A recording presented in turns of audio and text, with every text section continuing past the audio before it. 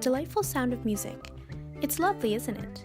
If you haven't noticed, music holds a great power over our minds.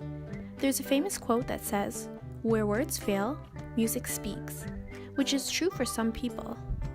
Take a moment to think about it. You listen to music when you're sad, when you're happy, or even when you want to fill the silence in your mind. In a way, listening to music is almost, I guess some would say, therapeutic. So if that's the case, what role does music really play in healthcare? The answer to that is simple. It lies within music therapy. Oftentimes, when you hear the words music and therapy, what do you think of? Since there are genres that cater to your feelings at the time, maybe you think of listening to music when you're feeling any sort of emotion. But does that mean that what you're doing is considered musical therapy? Not exactly. This is where music therapy differs. You see, music therapy involves the clinical and evidence-based use of music interventions to accomplish individualized goals. But not just any individual can be a musical therapist. In fact, these individuals are specifically trained and accredited to use various musical interventions as a method of reaching healthcare goals. We had an interview with Rachel Finnerty, who's an accredited musical therapist and has been involved in music and the healthcare industry since 2001. Rachel has initiated music therapy programs in over 30 facilities, including McMaster's Children's Hospital. Lucky for us, she's here to help us explain what and how music therapy is used to accomplish healthcare goals. When an individual is engaging in music therapy, they can find other ways to access abilities to reach the healthcare goal.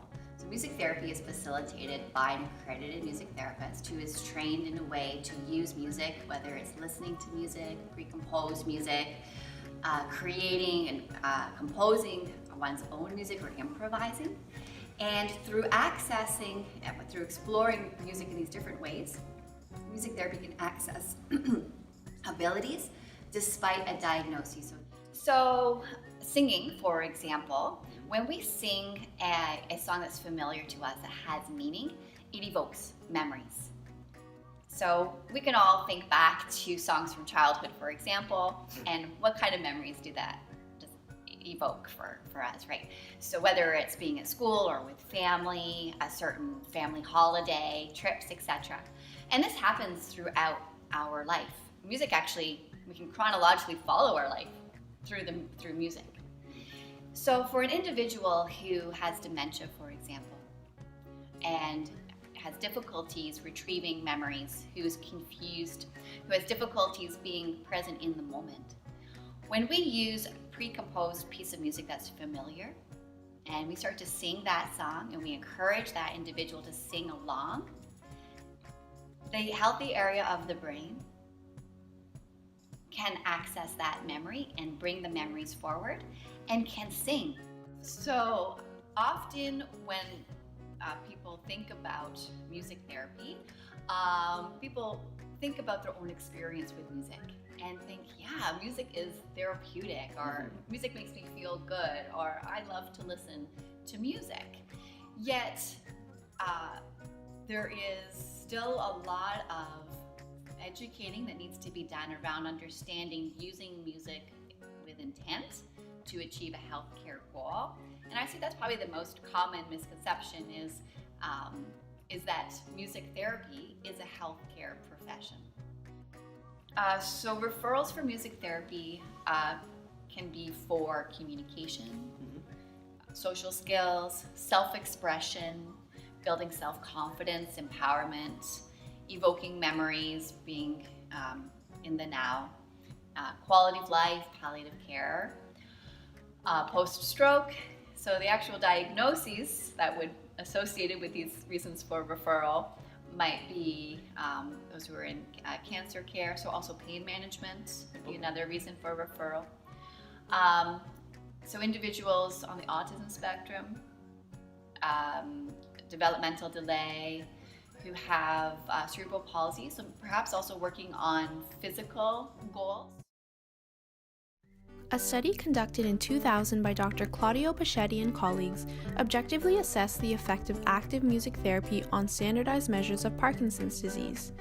This also took into the account the severity of the physical and emotional aspects of Parkinson's. This 3-month-long study showed significant improvement in the Parkinson's disease rating scale, more specifically, the improvement in slow movement. All subjects reported feelings of well-being and dynamism at home, saying that they were more active and keeping themselves busy. They also really appreciated the social contact and creative means of communication that a music therapist offered. So now that we've learned more about music therapy, let's review some of our take-home messages.